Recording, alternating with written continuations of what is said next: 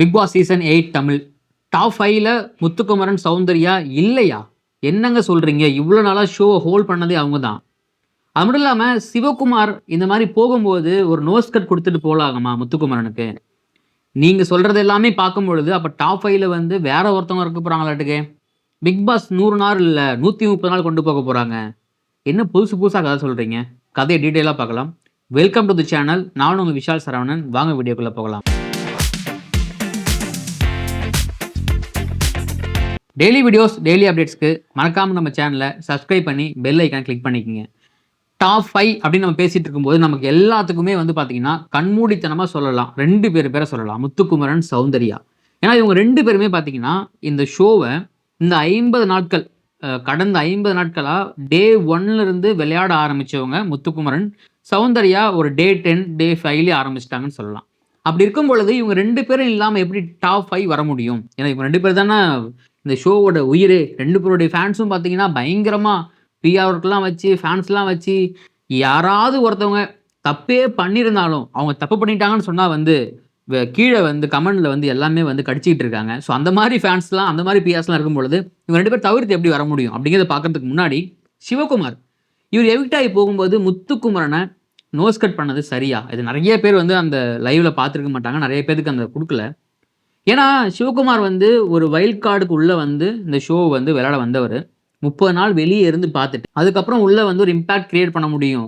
ஏன்னா போன சீசனில் வைல்ட் கார்டில் உள்ளே வந்தவங்க தான் டைட்டில் வின் பண்ணாங்க. ஸோ அப்படி இருக்கும்பொழுது நமக்கு ஒரு ஸ்கோப் இருக்கும்பொழுது நமக்கு வந்து இந்த விஷயங்கள்லாம் தெரியும், இது நம்ம எப்படி கையாளணும் அப்படின்னு நமக்கு வந்து ஒரு ஐடியா இருக்கும் பொழுது அந்த சீட்டை, அந்த ஸ்லாட்டை ஒரு தேவையில்லாத ஒரு ஆணி அப்படிங்கிற மாதிரி சிவகுமார் உள்ளே வந்து பார்த்தீங்கன்னா ஒரு தேவையில்லாத ஆணி தான். ஏன்னா அந்த ஆணி உள்ளே வந்து எதையுமே பிடுங்கலை அப்படிங்கிறது தான் நமக்கு ஒரு நிதர்சனமான உண்மை. ஒரு பர்ஃபார்மன்ஸ் பண்ணலை, ஒரு ஆக்டிவிட்டி பண்ணலை.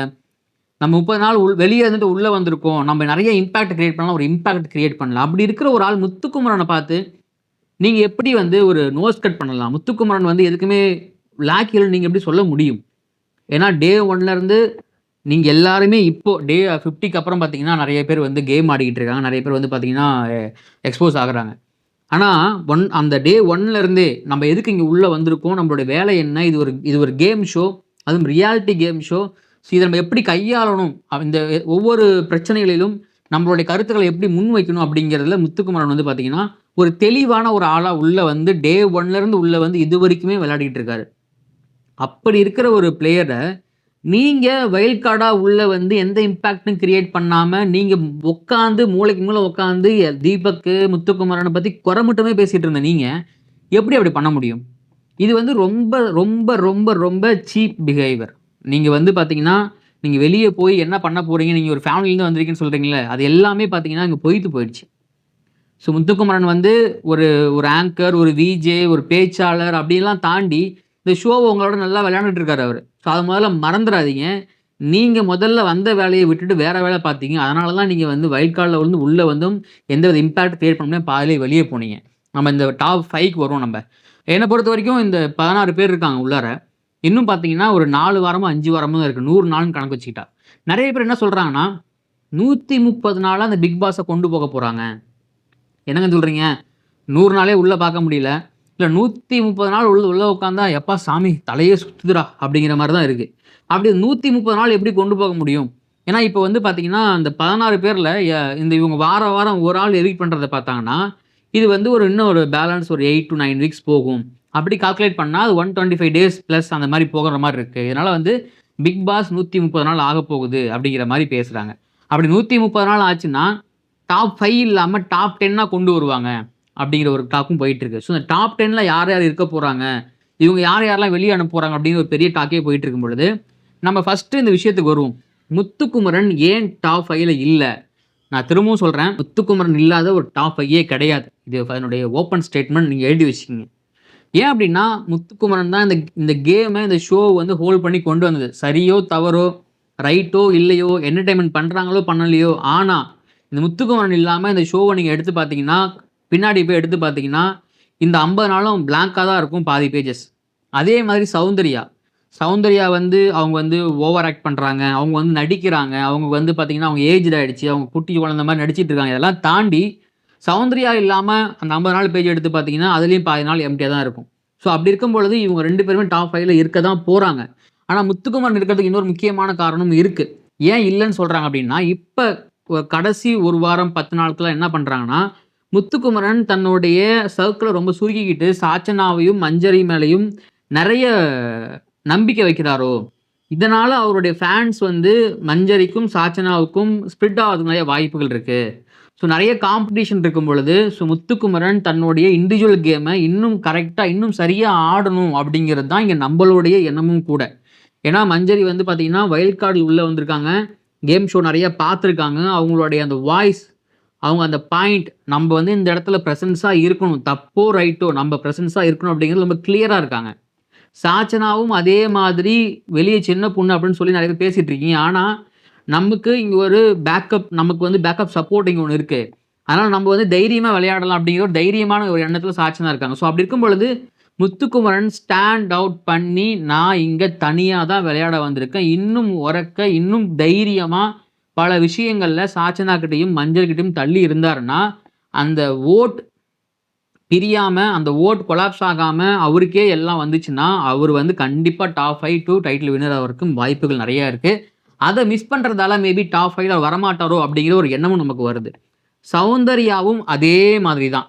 சௌந்தர்யா சவுண்ட் இல்லாம சவுண்ட் வராதுன்னு விஜேஎஸ்ஸே சொல்லியிருக்காரு. அப்படி இருக்கும் பொழுது, கோவா கேங் அப்படின்னு ஒரு கேங் கூட வந்து கொலாப்ஸ் ஆயி, இவருங்களுடைய ஓட்டு அதே மாதிரி எப்படி முத்துக்குமரனுக்கு வந்து ஓட்டு பிரியுதுன்னு நான் சொன்னேனோ, அதே மாதிரி சௌந்தர்யாவுடைய ஓட்ஸும் ரயான், ஜாக்லின், ஜெஃப்ரி, ரஞ்சித். இப்ப ரஞ்சித் அப்படிங்கும்போது, இவங்க ஒரு கேங்கா இருக்காங்க. அந்த கேங்க நம்ம காப்பாத்தணும் அப்படிங்கிறதுக்காக, சௌந்தர்யாவுடைய ஓட்ஸ் பெரும்பான்மையா இந்த பக்கம் போகுது.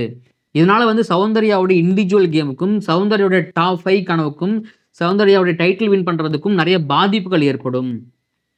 இத அவங்க சுதாரிச்சுக்கிட்டு, நம்ம தனியா கேம் ஆட வந்திருக்கோம். நம்மள எப்படி ஃபர்ஸ்ட்டு 2 வீக்ஸ் நம்மள வந்து எல்லாரும் தனிச்சு நின்னு, நம்ம தான் அந்த குரூப்பீஸ்ல வந்து எக்ஸ்போஸே பண்ணணும்.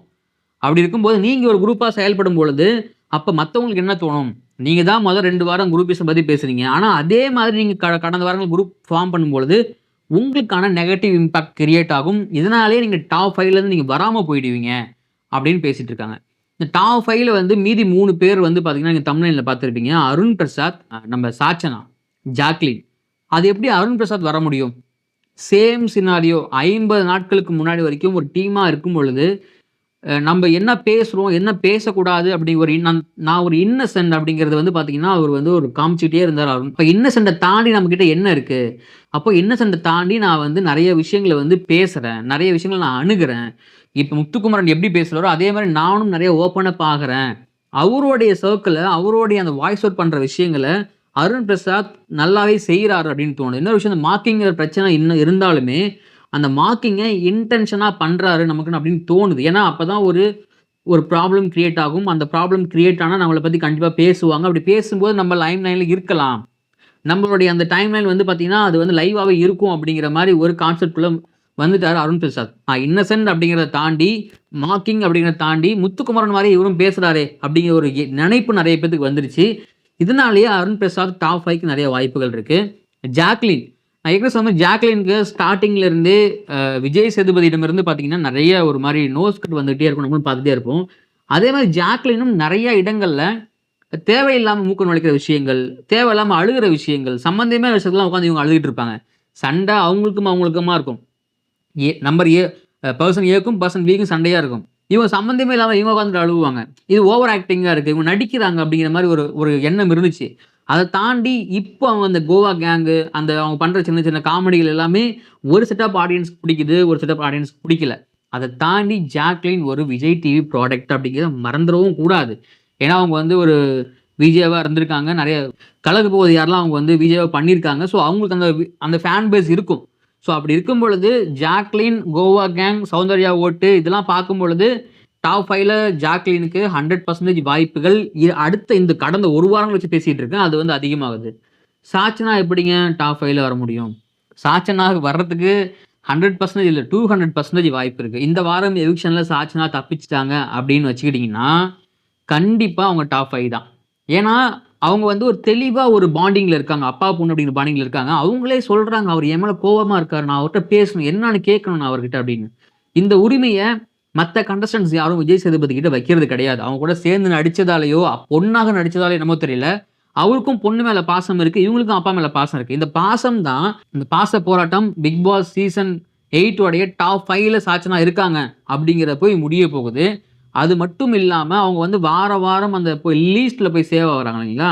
அப்ப சாச்சனா மேல ஒரு சிம்பத்திக்கு ஆட்டோமேட்டிக்கா கிரியேட் ஆகும். ஏன்னா அவங்க இருக்கிறது நான் ஆல்ரெடி சொன்ன மாதிரி முத்துக்குமரன் கூட. ஸோ முத்துக்குமரன் கூட இருக்கும்பொழுது நான் ஏற்கனவே சொல்லியிருந்தேன் மஞ்சரி ஓட்ட ஸ்பிளிட் பண்றாங்க அப்படின்னு. சாச்சனாவும் ஓட்ட ஸ்பிளிட் பண்ணுவாங்க. ஸோ முத்துக்குமரன் கேம் கொஞ்சம் கொஞ்சமா இவங்க கூட திரும்பிச்சுன்னா இவங்களுக்கு அங்க இருக்கிற சப்போர்ட்டு, அந்த விஜேஎஸ் உடைய அந்த ஃபேவரட்டிசம் இதெல்லாம் சேர்ந்து முத்துக்குமரன் ஓட் ஷேரிங் இதெல்லாம் சேர்ந்து இவங்களையும் டாப் 5க்குள்ள கொண்டு வரதுக்கு நிறைய வாய்ப்புகள் இருக்கோ அப்படின்னு தோணுது. இது எல்லாமே இந்த லாஸ்ட் 10 டேஸ் நடந்த ஆக்டிவிட்டீஸ், லாஸ்ட் 10 டேஸ் இந்த போட்டியாளர்கள் நடந்து கொண்ட விதங்கள், அவங்க ஃபேஸ் பண்ண ப்ராப்ளம்ஸ், அதை எப்படி அவங்க அக்செப்ட் பண்ணிக்கிட்டாங்க, அதை எப்படி அவங்க சொல்யூஷன் கொண்டு வந்தாங்க, மக்கள் மனதில் பெரும்பான்மையான மக்கள் மனதில் என்ன நினைக்கிறாங்க அப்படிங்கிறத பேஸ் பண்ணி தான் டாப் 5. இதில் கண்டிப்பாக மாற்றங்கள் வரலாம். நம்ம ஒன்றும் இங்கே உட்காந்து ஜோசியம் பார்க்கல, இல்லை நம்ம ஒன்றும் சேனல் ஹெட்டு கிடையாது, இதுதான் நடக்கும் அடிச்சு சொல்கிறேன் அப்படின்னு சொல்லவும் முடியாது. உங்களுடைய மனசில் யார் அந்த டாப் 5 ஃபைனலிஸ்ட்டாக ஆக போகிறாங்க அப்படின்னு உங்களுக்கு தோணுதோ அவங்க பேரை நீங்கள் மறக்காமல் கமெண்ட்டில் பதிவு பண்ணுங்கள்.